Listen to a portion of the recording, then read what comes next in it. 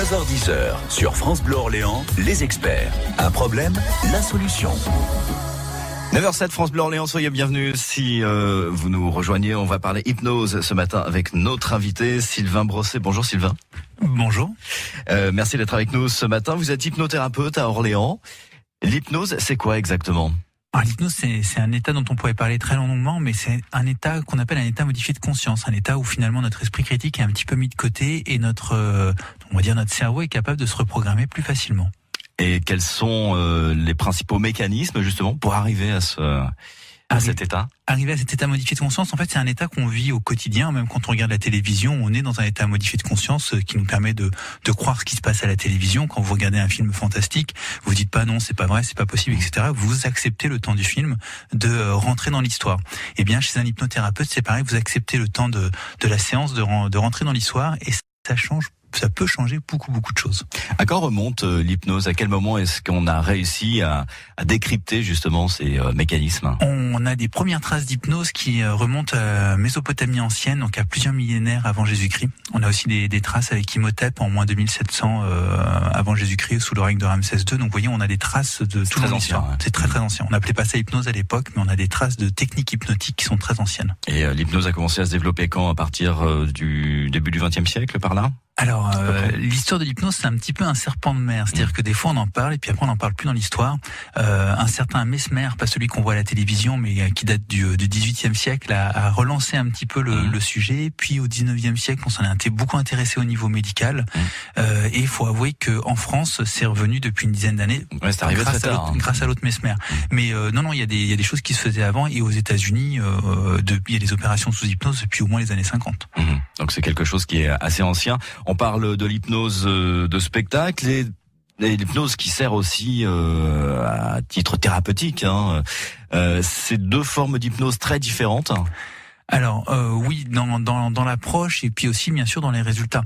L'idée c'est qu'après un spectacle, vous ressortiez exactement comme vous êtes rentré, ou on vous entend bien, c'est le but. En hypnothérapie, vous êtes censé revenir différent, le même mais en mieux si vous voulez, ou la même mais en mieux si c'est une femme. Le mécanisme est le même par contre. Pas vraiment. Enfin, l'approche est pas tout à fait la même. Et on va pas être dans le même état modifié de conscience. Il y a des profondeurs en hypnose de spectacle qui sont beaucoup plus importantes, ce qui fait que si tout le monde peut être sensible à l'hypnose thérapeutique, tout le monde ne sera pas sensible à l'hypnose de spectacle. Pas de la même manière, en tout cas. Le contexte étant très différent et voilà. Et puis même sur un contexte, sur divers contextes, une personne pourrait être très sensible à l'hypnose de spectacle, par exemple devant un spectacle d'hypnose, et puis une autre fois dans la rue, elle le sera moins sensible et inversement. Donc le contexte en général, l'état d'esprit de la personne peut changer pour l'hypnose de spectacle. L'hypnose, son fonctionnement, ses différents domaines d'application également. On va en parler ce matin jusqu'à 10h sur France Bleu Orléans. Avec vous, Sylvain Brosset, vous êtes, je le rappelle, hypnothérapeute à Orléans. Si vous avez des questions à poser à Sylvain, vous le faites dès maintenant en nous appelant au 02 38 53 25 25, 02 38 53 25 deux fois. Chaque matin sur France Bleu Orléans, les experts, leur mission, répondre à vos questions. Sylvain Brosset est notre invité jusqu'à 10h sur France Bleu Orléans. Sylvain Brosset, vous êtes hypnothérapeute. On a évoqué un petit peu, dans les grandes lignes, bien sûr, l'histoire de l'hypnose. On l'a vu ensemble, l'hypnose, ça remonte à très très loin. Mesmer, le premier Mesmer, à peu près au XVIIIe siècle. Pendant Louis XVI à peu près. A réussi à décrypter un petit peu les grands mécanismes de l'hypnose.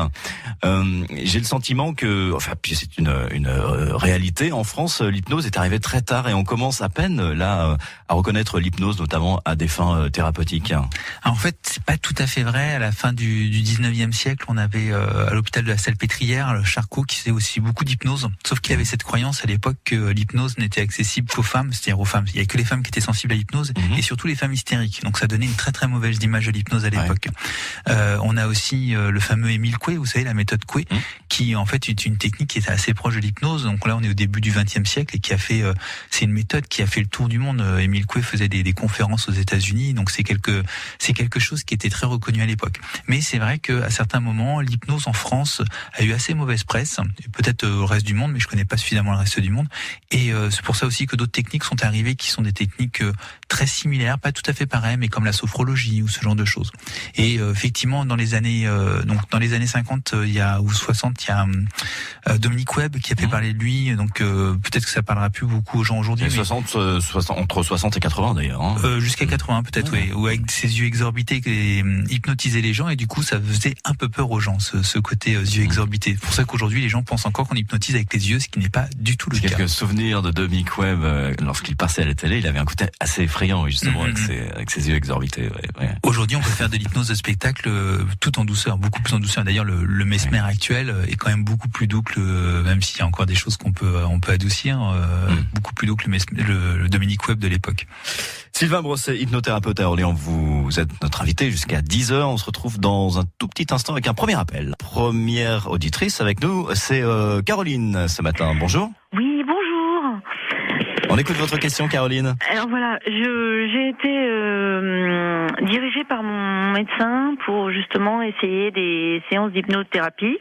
Parce que je suis quelqu'un d'assez angoissé, j'ai essayé tout un tas de médicaments, de choses comme ça, et puis ça correspond pas. Donc j'ai essayé une première séance de préparation. Après j'ai fait une séance, je dirais un peu plus, qui était la vraie séance, et je me suis rendu compte que j'étais pas du tout réceptif. Mais quand je dis réceptif, c'est que je m'ennuyais pendant cette séance, et je me posais la question justement à savoir est-ce que vous devez continuer finalement. Voilà, c'est ça.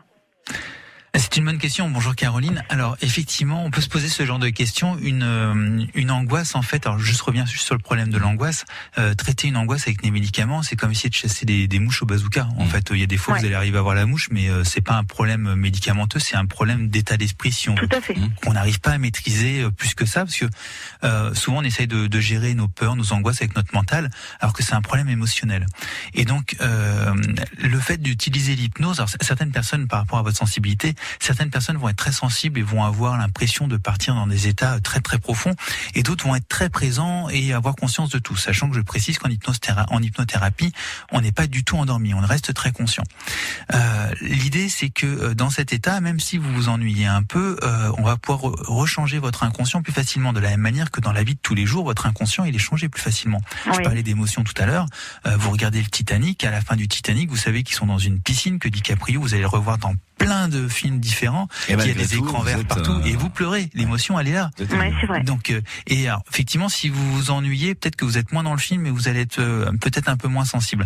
Mais dans toute votre vie, vous avez passé votre vie à apprendre des choses, à intégrer des choses, à vous transformer de l'intérieur, sans être dans des états modifiés de conscience très profonds. Après, en général, une angoisse, on n'a pas forcément besoin d'une séance de préparation plus une autre séance. Ça peut se traiter parfois en 10 minutes, un quart d'heure, une angoisse. Il faut voir l'hypnothérapeute un peu comme un serrurier. Soit il trouve la clé du premier coup pour ouvrir votre porte et c'est très bien, soit il va falloir qu'il essaye 2-3 clés parce que vous êtes une porte un peu plus particulière, un peu plus originale, auquel cas ça justifie qu'il y ait 2-3 séances.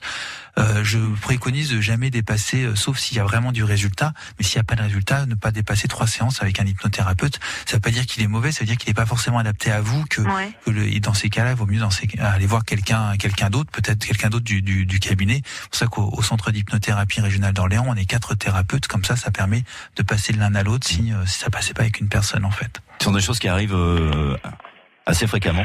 Non, c'est pas très fréquent, mais il y a des gens qui sont très très dans le mental et curieusement dont je fais partie, qui ont du mal à rentrer dans ces états-là et à se laisser aller et ressentir les choses aussi. Et souvent ça fonctionne sans le ressenti. Donc il faut peut-être essayer en fait un autre hypnothérapeute. D'accord. Donc et les centres d'hypnothérapie régional d'Orléans là, comme où vous êtes, ce sont des séances aussi qui sont gratuites, qui sont payantes. Comme n'importe quel... Oui, bien sûr, les séances sont payantes. On est en train d'étudier avec le club d'hypnose d'Orléans, qui est une association, voir si on pourrait, à un moment donné, proposer des séances aux plus démunis. Mais il faut trouver le cadre, comment le faire, etc. Et c'est peut-être presque un appel là que je passe à la radio. Si à un moment donné, quelqu'un peut nous proposer un cadre avec des gens où nous, on n'a pas envie de sélectionner des gens, de savoir qui a le droit ou pas le droit en fonction de leur fiche de paye, on a toute une équipe de personnes qui seraient prêtes à faire des séances gratuitement comme ça. Voilà Caroline, j'espère qu'on a répondu à votre question. Ben oui, ça va me permettre de retourner justement et peut-être d'aller dans ce fameux cabinet que je ne connaissais pas. Exactement, et peut-être d'arriver à trouver la bonne clé justement pour que ça fonctionne avec vous. Merci Caroline pour votre appel. Merci, au revoir. Et bonne journée, au revoir. Vos questions à Sylvain Brosset, notre invité ce matin, Sylvain Brosset, hypnothérapeute à Orléans, au 02 38 53 25 25. On est avec Michel à présent. Bonjour Michel. Bonjour Fabien, bonjour Sylvain. Bonjour Vous appelez Michel d'où exactement? Chalette-sur-Loire. De Chalette-sur-Loire, très bien. Vous nous appelez pour une petite question qui concerne un trouble de sommeil, je crois. Ah oui. On oui, vous écoute. Oui, voilà. J'ai perdu. Enfin, je perds le sommeil. J'étais éventuellement une bonne dormeuse. Ouais. Et depuis quelques années, je me suis occupée de mon mari malade. J'ai perdu mon mari, ça fait 2 ans et demi. Et je n'arrive pas à retrouver un sommeil correcteur. Ça commence. Et je préfère me soigner éventuellement par médecine douce ou autre chose comme ça. De façon naturelle. Et vous vous demandez si finalement... Et voilà. Éventuellement, si l'hypnose, en fait, ça pourrait vous aider peut-être. Eh bien, complètement. Voilà. Complètement, ça peut complètement vous aider parce que en fait notre vie est souvent une succession de mini-traumas ou d'expériences qui sont parfois très agréables, parfois difficiles comme vous avez pu vivre. Et ces mini-traumas en fait peuvent avoir des changements sur notre comportement et nos émotions qui sont parfois durables. Un changement comme ça, parfois c'est quelques secondes de traumatisme qui ancre un changement très profondément. Ça veut dire que si on est capable de changer en quelques secondes dans un sens, on peut changer dans l'autre sens en quelques secondes. Donc le sommeil fait tout à fait partie de ces sujets-là. D'ailleurs, on avait les caméras de TF1 qui, c'est dans l'émission Grand Reportage samedi dernier où on est apparu. C'était une émission sur le sommeil, une femme qui ne dormait plus depuis des années. Après la première séance d'hypnose, elle a eu capacité à récupérer un tout petit peu, c'était très léger, puis nous avons fait une deuxième séance par Skype parce qu'elle était en région parisienne et depuis elle dort 3-4 heures par nuit. C'est pas encore complètement fini, on a fait une 3e séance dont j'ai pas eu de retour, mais pour vous dire que oui, ça peut très bien se régler et cette personne était assez particulière. La plupart du temps, encore une fois, en une séance, ça peut se faire pour ce genre de choses. C'est pas une généralité, donc vous attendez pas toujours que ce soit une séance, mais en tout cas, en centre d'hypnothérapie régionale d'Orléans, l'ensemble de l'équipe travaille pour qu'en une séance, on arrive à des résultats et sans dire il vous faut 10 séances ou 15 séances ou 20 séances. On a vraiment la volonté que vous changiez rapidement pour atteindre votre objectif. Donc c'est vraiment... effectivement, c'est une chose qui peut fonctionner sur ce genre de troubles. Pareil, je pense que c'est une des techniques les plus adaptées, en fait, plus que des médicaments aussi. Oui, beaucoup plus. Ah oui, exact. Excusez-moi, Fabien. Oui, Michel. Oui, voilà. Moi, je suis pas, disons, c'est pas mon cas. J'arrive à dormir 5-6 heures. Mais moi, ça ne me suffit pas. Oui, bien sûr. Mais en fait... Et pardon. Et en plus, une chose aussi... je me pose la question suivante aussi. J'ai subi beaucoup d'interventions chirurgicales avec des anesthésies complètes. Et est-ce que ça peut avoir eu un impact éventuellement sur votre sommeil, c'est ça? Mais je dois éventuellement encore resubir 1, voire 2, voire 3 interventions. Et c'est ça qui m'intéresse parce que je suis pour ce genre. Par contre, je suis apparemment, je pratique. Je vais chez d'autres personnes et je suis assez réceptive apparemment à toutes ces techniques. Donc il faudrait essayer, je pense, Michel. Effectivement, essayez peut-être l'hypnose pour votre trouble de sommeil. Merci pour votre appel, en tout cas, Michel. J'espère qu'on a répondu à votre question. Merci Fabien, merci Sylvain. Et une belle journée. Au revoir. Bonne journée à vous. On accueille Sylvie à présent. Bonjour Sylvie. Oui, bonjour. De Saint-Jean-le-Blanc, vous appelez parce que vous avez mal à une main, c'est ça, je crois. Oui, j'ai été opérée au mois de juin d'un doigt de ressaut et à la suite de ça, j'ai une rééducation assez intense et je fais une algodystrophie. Allô? Oui, nous vous écoutons. Excusez-moi. Et donc, votre douleur à la main vous gêne, bien sûr. Et oui, j'ai la main enflée, je ne peux plus poser ma main à plat. Donc j'ai des fourmillements, des brûlures dans la main, ça me monte dans l'avant-bras. Ok. Et je voulais savoir si on pouvait arriver à me soulager et puis que je retrouve une main normale. Je comprends. Alors, juste pour information, aujourd'hui, on est en relation avec un des chirurgiens anesthésistes de la clinique d'Aurélien, qui spécialiste de la main, avec qui on va travailler justement sur ces histoires de douleur. Nous, avant toute intervention, bien sûr, il faut qu'il y ait un diagnostic médical. On n'est pas des médecins au centre d'hypnothérapie régionale d'Orléans, ce qui fait que il est important que, avant que nous on intervienne, vous ayez un avis médical qui vous dise effectivement cette douleur douleur, on peut rien faire, c'est une douleur chronique ou ce genre de choses. À partir de ce moment-là, nous on peut faire quelque chose parce que la douleur finalement c'est juste une information qui vient dans votre cerveau et on peut on peut dire au cerveau cette information tu ne la prends pas en compte. Mais pour lui dire ça, il faut que l'information elle soit vraiment sans importance. C'est-à-dire qu'une douleur est une information qui est importante. Si vous avez mal au genou parce que vous venez de tomber, c'est pour dire il y a quelque chose à faire, il faut faire attention au genou. Donc pour votre main, la douleur, je ne sais pas si elle a une utilité encore ou si elle n'a plus d'utilité. Mais en tout cas, oui, on peut changer ses douleurs, on peut changer ses sensations pour que vous vous sentiez mieux derrière.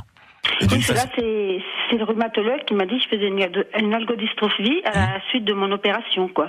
D'accord.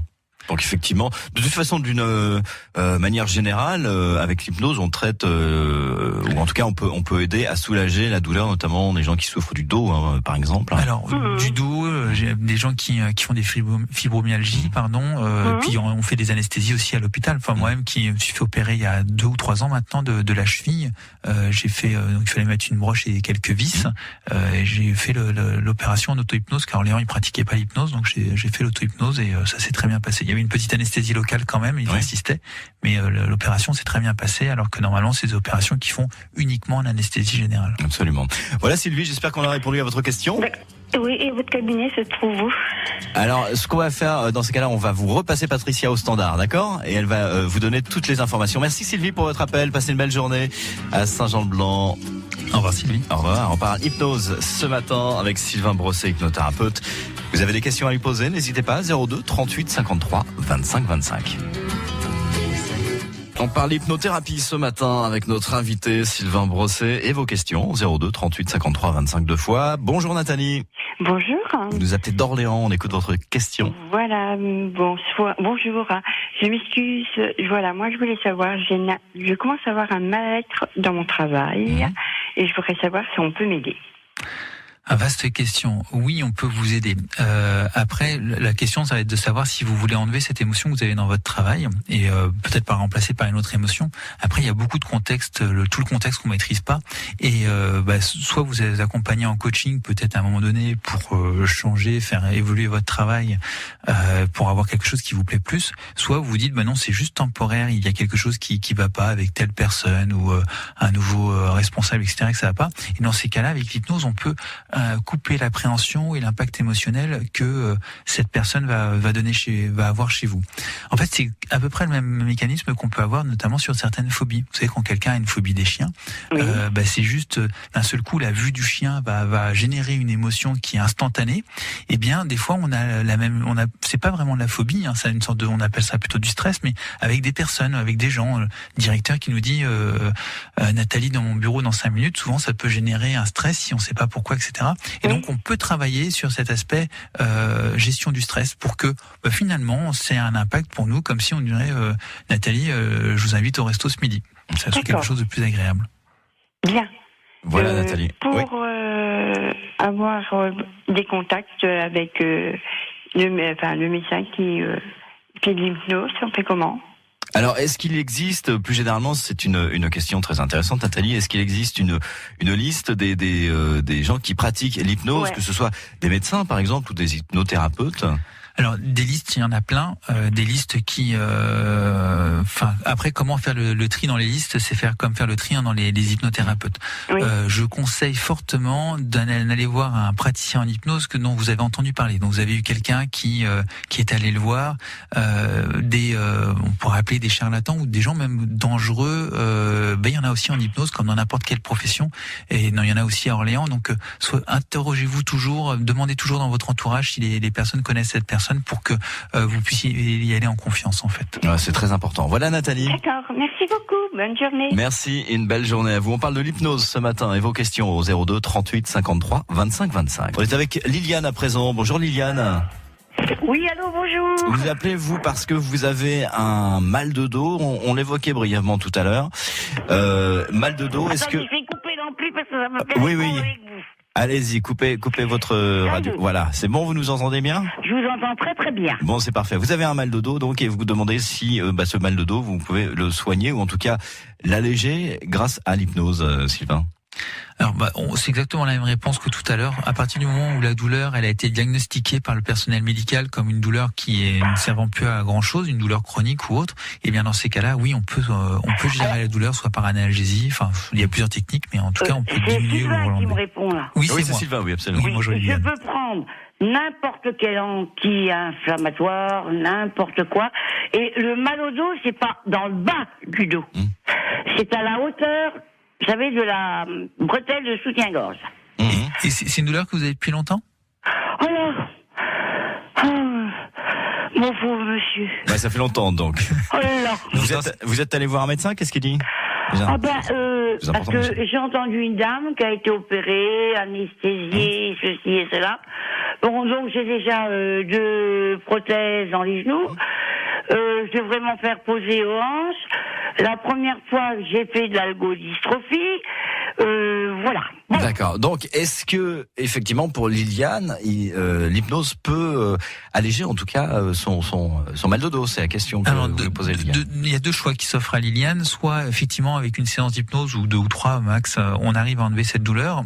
Soit, elle revient régulièrement. Quel cas, ce qui serait bon pour Liliane, c'est d'apprendre l'auto-hypnose pour apprendre à gérer sa douleur, et quand elle revient, pouvoir revenir dans un état de douleur qui soit beaucoup plus acceptable. Absolument. Merci beaucoup, Liliane. J'espère qu'on a répondu à votre question. Merci beaucoup pour votre appel. On est avec Marine à présent. Bonjour Marine.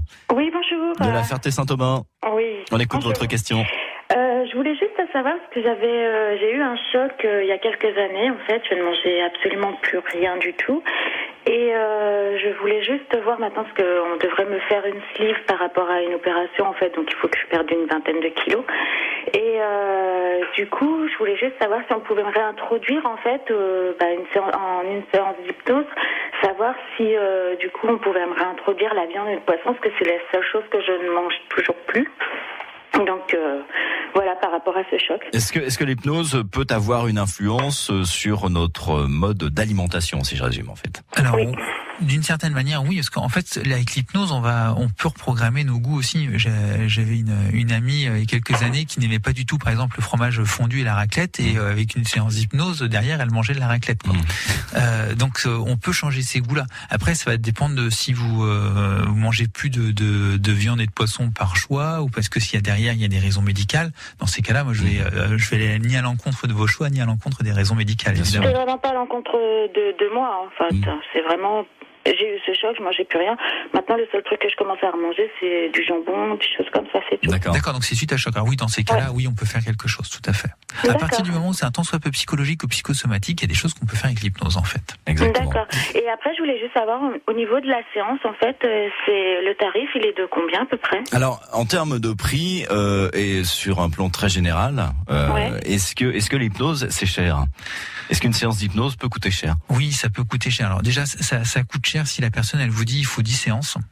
Quelqu'un qui vous dit qu'il faut 10 séances ou 15 séances, c'est quelqu'un qui est dans les boules de cristal. On ne sait pas combien de séances il faut. Et moi, les gens qui lisent dans les boules de cristal, je dis pas que ça n'existe pas, mais j'ai toujours très sceptique. Donc je pense qu'il y a un mélange de genres dans ces conditions-là.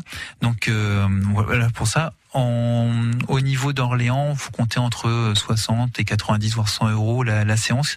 En sachant qu'il faut la plupart du temps très peu de séances. Il en faut pas forcément beaucoup. Ça va dépendre des cabinets ou des centres que vous allez voir. Mais non, normalement, enfin encore une fois, on est capable de changer, on va dire en mal très rapidement. Donc on est capable de rechanger dans l'autre sens aussi très rapidement. Souvent, le mal qui nous ronge, c'est un grain de sable dans un rouage. Vous soufflez ou vous balayez ce grain de sable et tout reprend comme si c'était rien passé. Voilà Marine, merci pour votre appel en tout cas. Et on parle hypnose ce matin dans les experts avec Sylvain Brosset, hypnothérapeute à Orléans, et vos questions au standard. Vous êtes très nombreux ce matin. Très rapidement, nous accueillons Christian. Bonjour Christian. Bonjour. De Massur-Loire, on écoute votre question Christian. Donc depuis quelques années, j'ai des acouphènes. Il y a des jours où ils sont très très forts et puis il y a des jours où je les sens pas, je les entends pas, comme on dirait. Je voulais savoir si l'hypnose est une solution pour réduire les acouphènes ou les supprimer ou voilà, qu'est-ce que vous en pensez? Essayez de vous soulager en tout cas. Est-ce que l'hypnose ça marche dans le cas des acouphènes? Alors complètement. Je vais vous donner un exemple. En fait, les acouphènes, il y a deux manières de gérer les choses. Soit on arrive à enlever ce son, soit on arrive à faire en sorte que ce son il nous importe une plus. Un petit peu comme quelqu'un qui habiterait à côté d'une voie ferrée et qui au bout d'un moment n'entend plus du tout les trains, alors que les gens qui viennent lui rendre visite disent oh là, comment tu fais pour supporter les trains à longueur de temps? En fait, au bout d'un moment, c'est comme si l'oreille n'entendait plus. Donc on a ces deux méthodes en fait pour on va dire reprogrammer ça. J'ai une de mes élèves, parce que je suis enseignant en hypnose depuis plusieurs années, j'ai une de mes élèves qui est en train de se spécialiser sur le sujet, qui travaille aussi dans un centre je sais pas, acouphénique, je sais pas comment, non, en tout cas pour l'oreille en tout cas, et elle est en train de se spécialiser sur le sujet pour justement proposer des réponses adaptées, parce qu'elle connaît bien le fond à l'ensemble des personnes. Donc normalement ça peut fonctionner en tout cas. Ah oui, on en a déjà eu plusieurs et oui ça fonctionne. Ouais. Oui. Et ça vaut le coup d'essayer quoi qu'il en soit parce que voilà Christian, j'espère que c'est pas, ça dépend, mais est-ce que en 2-3 séances c'est possible, ou si au bout de 3 séances il n'y a aucun progrès, vaut mieux abandonner? Non, au bout de 3 séances, si ça fonctionne pas avec un thérapeute, vous allez voir un autre thérapeute pour vérifier qu'il y a... Après, encore une fois, il faut pas qu'il y ait un problème physiologique ou physique dans votre oreille. Si c'est le cas, là, l'hypnose va pas pouvoir faire. Bah si, à part vous faire en sorte, comme pour les trains, faire en sorte que vous entendiez plus le bruit, mais ça corrigera pas le problème de fond. Absolument. Merci beaucoup Christian, merci pour votre appel. Gérard est avec nous. Bonjour Gérard. Gérald, oui. Bonjour. Oui, Gérald, on écoute votre question. Vous souhaitez arrêter de fumer, vous? Voilà, c'est ça. Bien. J'ai fait un infarctus et il faut absolument que j'arrête de fumer. Oui. Et j'ai été voir 2 hypnotiseurs et ça a vraiment pas marché, quoi.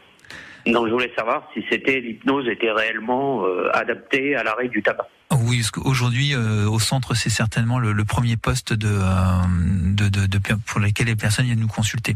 Là, on a d'ailleurs une grosse entreprise à la sucrerie d'Artenay qui passe en non-fumeur sur tout le site et qui a fait appel à nos services. Donc, c'est une 30aine de personnes qu'on accompagne à l'arrêt du tabac. L'intérêt de cet exercice qu'on fait avec la sucrerie, c'est qu'on peut avoir des statistiques plus précises que ce qu'on pouvait avoir d'habitude. Grosso modo, on a 50% des gens qui arrêtent en une séance, mais pour certains d'entre eux, ont besoin d'une deuxième séance pour être rassurés. Et sur les 50% qui restent, on va avoir des gens qui vont arrêter en 2-3 séances, et puis d'autres pour qui ça va être plus compliqué. Il va falloir effectivement trouver d'autres techniques avec d'autres thérapeutes parfois pour arriver à un autre angle d'attaque. Mais aujourd'hui, je crois que les différentes études tendent à démontrer que l'hypnose est certainement la meilleure technique au-delà du patch et autres techniques. Qu'est-ce qu'on a d'autre, ou cigarettes électroniques pour arrêter de fumer, quoi. Ouais, absolument. Voilà Gérald, donc essayez une nouvelle fois peut-être avec l'hypnose et la 3e sera peut-être la bonne. Merci pour votre appel en tout cas. Merci Gérald et bonne journée. Et on termine rapidement avec Annie. Bonjour Annie. Oui, bonjour. On écoute votre question Annie. Mon problème, c'est un problème de poids. Je n'arrive pas à perdre du poids. J'ai fait des régimes et puis ça marche pas. Ça marche pas du tout. Alors, mais je suis toujours stressée. J'essayais le yoga. Ça m'agace. Je ne détends pas. Le pilate non plus. Il n'y a rien je suis toujours un peu sur les nerfs, un peu stressée. D'accord. Donc, est-ce que l'hypnose peut aider Annie éventuellement à perdre du poids? Alors après le tabac, la deuxième raison pour laquelle les gens viennent nous voir, c'est le poids. Donc le poids, nous notre approche, on n'a absolument pas une approche diététique. Donc si vous voulez voir un diététicien, on n'est pas formé à ça. C'est pas la même démarche. Mais c'est pas la même démarche. Nous on part du principe qu'il y a des gens qui mangent 2 petits pois et qui prennent 10 kilos, et d'autres qui mangent 3 hamburgers à la suite et qui restent secs comme des voilà. Donc du coup, on met pas forcément un rapport direct entre la nourriture, même s'il peut y en avoir, on dit pas le contraire, entre la nourriture et la prise de poids, mais plus ce qu'il peut y avoir autour. Il y a des gens qui mangent parce que ils sont en manque d'affection, et donc du coup c'est comme s'ils se remplissaient. Ils sont stressés. Et du coup ça calme à l'intérieur. Donc allusion, toutes ces choses là, on peut travailler en hypnose. Alors juste quelque chose qui a le vent en poupe, que ce soit au niveau médical comme au niveau psychologique, c'est les anneaux gastriques virtuels que nous déconseillons formellement. C'est juste déplacer un symptôme, et pour le coup, si quelqu'un vous dit non, on vous fait des anneaux gastriques virtuels, etc. C'est quoi ça exactement? Alors c'est de faire croire en fait à l'inconscient qu'on a un anneau au-delà autour de l'estomac qui empêche de se remplir. Et ça c'est pas bien. Ben non, parce qu'en fait c'est comme si ça se remplissait au-dessus, ça crée ça n'enlève pas la pulsion de j'ai besoin de manger. Et donc en fait c'est à ce niveau-là qu'il faut enlever le problème. Absolument. Voilà Annie, j'espère qu'on a répondu à votre question. Bonne journée à Faillé Horloge. Bonne journée. L'émission est passée très vite. Revenez nous voir rapidement. Avec grand plaisir. Merci beaucoup Sylvain Brosset.